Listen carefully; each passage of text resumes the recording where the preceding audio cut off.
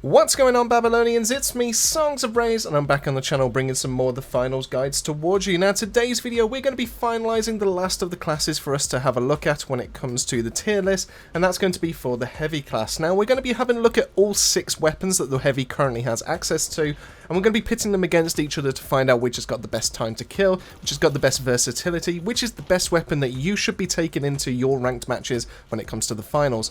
Now, of course, if you do enjoy this type of content and you want to see more from ourselves, then make sure to drop that like and subscribe so you can find your way back to the channel for more. And do you let me know in the comment section down below, do you think I've got this list right, or do you think I've got it wrong? Let me know your thoughts down in the comment section below, and I'd love to be able to have that discussion with you on all the community on that. But with all that said and done, what are we waiting for? Might as well dive into number 6, and that is going to be the Flamethrower. Now, for people that remember the absolute Flamethrower apocalypse that was Open Beta 2, you'll remember that the Flamethrower was just so damn oppressive. This thing was just insane. The amount of smoke that it put up on your screen if you were being shot by it meant that you couldn't do anything to be able to fight back. You could hope, you could just wish that your bullets, your hip fire were just going to be connecting, but that was about all you could do while you just started taking burn damage, as well as being able to be hit by the Flamethrower consistently. But unfortunately, what that means is that the Flamethrower did take a heavy nerf in the patch notes that led up to launch, and that means that the Flamethrower is pretty much just kind of trashed here now. It's a bit of a shame because it's just kind of a bit of a fall from grace for the gun, but it is a fun gun nonetheless. It's still something that can be used. It's just very niche in its approach now. So the Flamethrower, in case you haven't used it, kind of looks like this. It basically just constantly dwindles down. You can see on the right hand side that it does technically have a lot of ammo because you can just do this. You can hold this trigger down for a very long time before you then need to be able to pop a reload. Now, how this one works as well is that it does the original hit and then it'll be able to burn for an additional tick. And it's these ticks that you can see that it's just going to take so long to be able to delete a heavy class. So if you're playing as a heavy class going up against another heavy class, just know that the Flamethrower will kill you in around about 4.1 seconds, which is double that of the next one that's on our list when it comes to time to kill. So that means that the next gun that we're going to be having a look at will be able to kill you twice over before this Flamethrower will be able to kill you with its constant stream. Overall, the Flamethrower is just particularly niche now. Now, to be fair, it does have a couple of defining factors. It does have a couple of things that do save it. Most notably, it's got Pierce. That means you can actually inflict fire damage on 2 targets at the same time, or even more if they're stood in close proximity. So that's one thing that you can notice about this. It does actually really quite work nicely in close quarters combat, and it means that instead of it being a case that you're focusing the one target down, you can focus on 2 or even the whole team from just being able to fire this gun. Now, one other thing that do happen is that goo grenades, or goo in of itself, seems to be kind of very prevalent around the finals in terms of around the level, and this is good because obviously people use this as cover. They use this to be able to block off certain entrances and everything like that, and if you're a Flamethrower, you can just do this and you will just get rid of it. It's just gone. Another thing that's also a prevalent hazard that exists in the finals right now, and one that's pretty much meta, is going to be gas mines and gas grenades. Most people use this to be able to use its lingering effect, its damage over time, to stop people from going onto the main objective, the cash box, and being able to have that sneaky capture. Well, with the Flamethrower, because it is a fire entity, you can fire this onto the gas itself, and that will cause it to dissipate by doing a massive explosion. So you can just then start to capture the thing just from relative safety, but you can basically get rid of all the gas that's in a certain room just by being able to do a nice quick spray of the Flamethrower, and you'll be a massive credit to your team for doing that. Just know that if you are looking to be able to get that, though, you can use incendiary grenades instead of using a Flamethrower, so there's no real kind of point to actually taking a Flamethrower unless you need something a little bit more often. So it was a real shame to see the Flamethrower kind of have its fall from grace, so now we're moving on to the number 5 choice on this list, and that is going to be the MGL-32. Now, this grenade launcher is a lot of fun to be able to use. This causes a lot of chaos, this causes a lot of panic, it causes a lot of damage, and as you can see, this one is able to delete light classes in as little as 2 shots, and it also has an explosion radius, meaning that you're able to maximize the amount of damage potential that it has on target. So if you are around a corner or something like that, and you just need a little bit of help, you can actually use this. You can just detonate it around like that, and it does kind of behave a little bit strangely when it comes to the MGL-32. So unlike the medium grenade launcher, which explodes on impact, you'll notice that if I hit this heavy right now, weirdly enough, it actually counts as a bounce if you hit them in the neck, So that's something that I've just randomly learned. But if you actually hit them on the noggin or something like that, it will bounce off, and they most of the time, because it will bounce so far away, they will actually take 0 damage. So that's one thing that you do need to be able to factor in. But how this one works is that it requires 1 bounce before it's primed, and then the next bounce will cause it to explode. So as you can see, the main kind of way to be able to get this to kind of work is to be able to bounce it off the floor. If you're inside a building, bounce it off some walls, if you're or bounce it off the ceiling or something like that. But this is a great way of being able to clear out a building. This is a great way of being able to clear out a cache room or something like that. But if it's to be on head-on kind of combat like this, it's going to suffer. It's going to really kind of suffer, and you kind of need to rely on being able to spam this onto the floor so that the grenades will then hit the target. Overall, the MGL is a lot of fun to be able to mess about with. I wouldn't necessarily say it should be your main go-to weapon. I wouldn't say this is something you should start a match off with. But if you're finding that your teammates are able to use their weapons effectively, and you could use something a little bit more of a tech option or something like that, then the MGL-32 isn't technically a bad choice. But if we're looking at a one-on-one kind of firefight, if we're looking at a gunfight from that side, killing a target in just over 2 seconds when it comes to a heavy class, and that is the best case scenario, because obviously because it's you know, blast radius, it loses damage over range. If you don't manage to get the target pretty much dead center with this, then it's going to perform a little bit worse. So 5 grenades for a heavy, you know, it's not the best when it comes to that. But it is still a lot of fun to mess about with, and I would recommend that you do pick this up and just see how it kind of feels for yourself. That's what this practice range is for, so give it a go. So coming in at the number 4 spot seems to be a fan favourite, seems to be a community favourite, and that is going to go to the Sledgehammer. Now, weirdly enough, on these previous tier lists, we have put the melee weapons as very bottom last when it comes to these kind of tier lists, but the Sledgehammer is going to be the exception. The Sledgehammer does a lot of damage, and it does a lot of damage to light classes as well, to the point that it can actually, with an alt attack, you can actually decimate a light class with 1 single hit. Now, it's going to be 2 hits if you do go for the light swing, so that's still relatively quick, but this is going to be the absolute bane of light classes, and you will become the bane of light classes with this weapon. So the real kind of thing to take away from the Sledgehammer is that if you do your main kind of swing like this, it does have a massive horizontal arc like that. So you don't have to be the most accurate with this weapon because it swings from left to right and right to left. You don't have to be perfectly on target with this. It will still actually hit the target as well. So you can just kind of swing it round like this and you'll still be able to start damaging that target. The main damage bonus, and the one that instantly deletes those light classes, is if you manage to tap your alt fire. This gives you a bit of a charge up like this, and it does two hit a heavy class, which is really, really nice to see.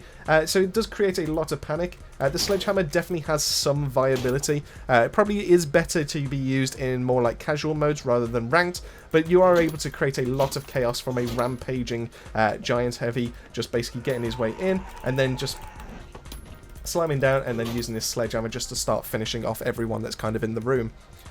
That being said though, the Sledgehammer, while it does have some decent times to kill when it comes to across all classes, it's just not going to compete with the other 3 weapons that we're going to be having a look at the moment, but it is a lot of fun to mess about with. It's probably the best melee weapon to have a mess about with when it comes to this game, and if you want to go for a melee playstyle, Sledgehammer is pretty much the way to go. So we're breaking into the top 3, we're breaking into those podium spots, and this one is going to one of the first fully automatic guns that exists in this game, and that is going to be the M60. Now you get this unlocked as default by the heavy, and it's not a bad gun whatsoever. This one, it can put out a lot of lead. This has 70 rounds in its magazine before it needs to be reloaded, and weirdly, unlike other games where we have LMGs that have ridiculously long reloads, this one doesn't reload too badly, so you can see that we can chunk away at any targets like this. After a certain amount of time, the recoil becomes a little bit easier, and then once you pop in that reload, it's only a couple of seconds of downtime and then you're pretty much good to go and you can just hold down that trigger. So for 70 rounds, overall, the general handling of this gun is actually not too bad. Technically, an argument could be said that the sights on this gun are not the best, but I would like to say it's relatively clean considering that first post. You just have a lot of stuff that's around the front post that you just pretty much have to deal with. But overall, when it comes to times to kill, this is definitely going to be better than the Sledgehammer, and it's only beaten out by the other 2 items that are on this list, but being able to take down a heavy, if you're aiming for the body, this takes around about 1.2 seconds. Now, there are other things that will kill you much faster in this time period, but the fact that this can be used across range, and it just has a decent kind of handling property, it does kick around a little bit, so just keep in mind that if you are trying to extend the range with the M60, you will have to be able to put in some kind of recoil control. You will need to learn the plot. But overall, if you use this as hipfire, the M60 is still decent in close quarters, and it just gives you a different way of being able to play the heavy. Now, if we were purely looking at headshots, if we were purely going for, obviously, the main kind of point of being able to do all this damage, the M60 is only just beaten out by the other two items that are on this list. And, you know, it's kind of a nice little toss-up between this and the second place that's going to be on this list as well. So if you don't have enough credits, the M60 will definitely see you through. It's definitely a decent gun to be able to use as a heavy playstyle, and it means that you can then start focusing your VRs onto other things like abilities, or being able to go for gadgets and stuff like that, because the M60 is still a decent weapon for you to be able to take out into the field. So just to show off what kind of recoil you're going to be getting yourself into with the M60. So obviously that middle part is going to be a problem, but once you start getting to this later stage, it's just so tight-knit that you can just pretty much just kind of follow it as it tries to drag you around. But overall, M60 is a great weapon, and feel free to be able to use this out in the bout.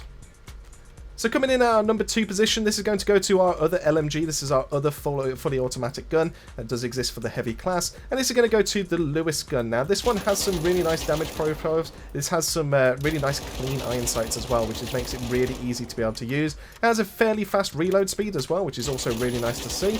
So overall, there's a lot of good things that are going for the Lewis gun. You just have to kind of like practice on this left to right kind of like bounce in its recoil, but we'll get to the recoil plots very, very shortly. Now, when it comes to times to kill, it's weird that the Lewis gun actually loses out to the M60 in some capacity, because against light classes, the Lewis gun is actually worse than the M60. But against mediums and against heavies, the Lewis gun starts to shine, and the difference starts to kind of like make itself known. So, being able to go for headshots, being able to go for body shots, the Lewis gun is definitely a great gun. It's great for support, it's great all-rounder, and it actually works out really nicely as using like an assault rifle. Now, that being said, the Lewis gun still kills in around about 820 milliseconds for headshots on a heavy, so it's not the fastest killing gun that we've ever seen, but it definitely more than holds its own when it comes to the category. And it's for that reason, and because it is actually one of the fastest time to kill weapons that the heavy does have access to in his arsenal, only beaten out by our number 1 spot, that I have to give the second place to the Lewis gun. So let's have a quick look at the recoil properties, and then we'll be able to show how this one kind of works. So it is a very sharp upward incline to be able to start this off. You can see how quickly it jumped to that, and then you just have to go to the right. So you pull down to the left, then you pull down to the right, and then you just pull all the way across to the left, and that is how you're able to deal with the recoil plot. Now, of course, if you've clicked into this video, you probably already knew what the number 1 pick was going to be, and it's pretty much no surprise to the whole of the community. The SA-1216 shotgun is just insane. It is an absolute beast of a gun, and there is just nothing for the heavies arsenal that kind of competes for it.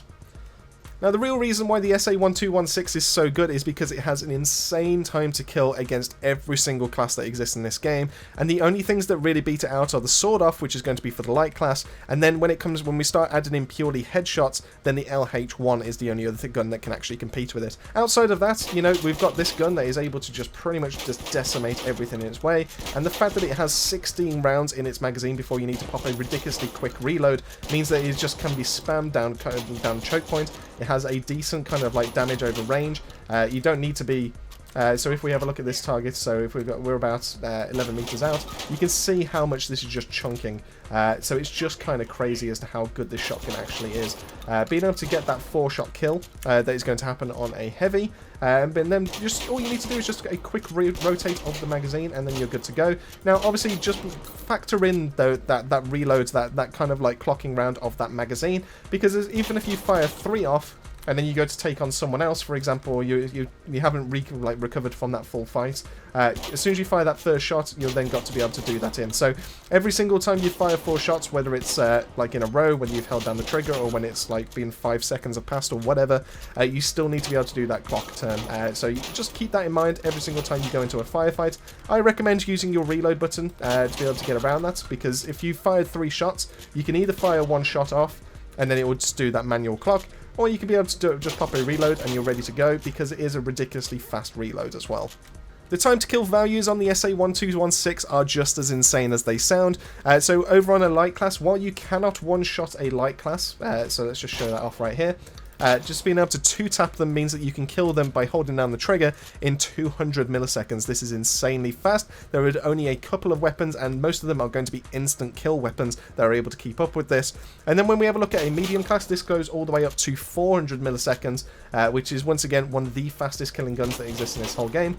And then, like I said, when it comes to the heavy, and this is where the heavy killer kind of comes in, if you've seen my previous video, this, because it takes 4 shots, it takes 600 milliseconds. And once again, the only thing that competes with this is going to be the sword off and the LH1 if you're factoring in every single shot being a headshot. So the SA-1216 is an absolute beast of a gun, and a lot of people are calling for its nerf. I can kind of see why, but let's be honest, when it comes to the other weaponry, or the other weapons that the heavy class actually has access to in his arsenal, it's not that much. He's not able to dish out too much damage, and that's where the SA-1216 kind of fills in that niche. Now, technically, you could make an argument, yes, we could tone down the fire rate a little bit on this gun, and it will still be a great weapon for his arsenal, but the reason why I think this kind of has to stay relatively like it currently is the fact that it requires you to be up close. You need to be able to make that decision to run into a firefight. You need to get yourself into close quarters combat, and as the heavy, you have the slowest movement of being able to do that. Now, technically, you can use things like your charge and dash and the charge and slam, sorry, and you do have things like that. You have access to your shield, your mesh shield, you have your dome shield. You can close the gap nice and easily, and you can make people fight within the range that you want them to be able to fight in. But overall, the SA-126 is strong, and I think it has to be strong for a reason. So let's quickly have a look at its recoil properties. So if you can see here, we have a very nice, neat kind of recoil as to how, or kind of like how the pattern as to how this buckshot kind of goes out.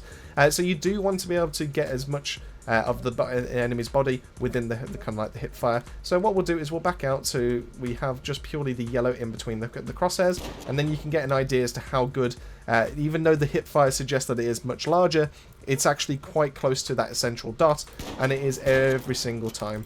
It doesn't matter how you kind of like handling this. It doesn't matter if you fire, if you hold down full auto. It will have a little bit of recoil because it is full auto. So if we just show that off right now. So how this one works is that the first one kicks up to the right, kicks up to the left, and then kicks up to the left once again. So if you're able to account for that, you can basically get them within a certain range. You just pretty much just kind of like decimate any target that is within your crosshair.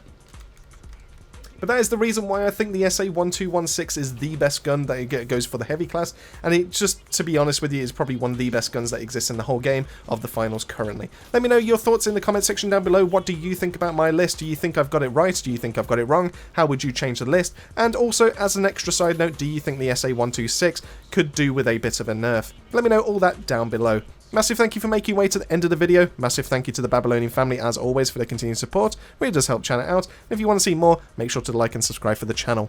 But with all that said and done, that just leaves me to say, keep yourself safe, keep yourselves well, and I'll see you all on the next video.